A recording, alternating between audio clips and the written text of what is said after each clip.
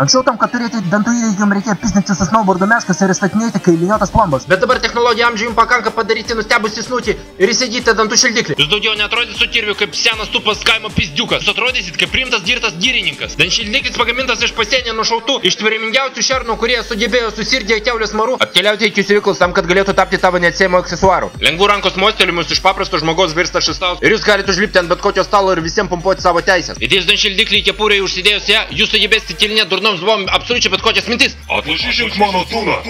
А для чего шитан житинui? Turėkite omeny, dan šildiklį nemėgsta skustis. O jei jūs tai padarysite, jis sakys kušluotiems uždusinti jūsų pasididžiavimą. Okei. Anksčiau tu bijai vaikščioti po mišką, nes medžiai pastovi pizdino tave. Dabar su barzda ir pagaliu jie nelies tavęs ir galvos, kad tu užmuši vieną iš jų. Tavo dešinė ranka dirba kaskadinti jėgėjų pornuchui ir dabar tu negali atidaryti alaus. Dan šildiklis sugeba paversti neteisingą mylėtoją sušį į teisingą mylėtoją alaus ir krepšinio.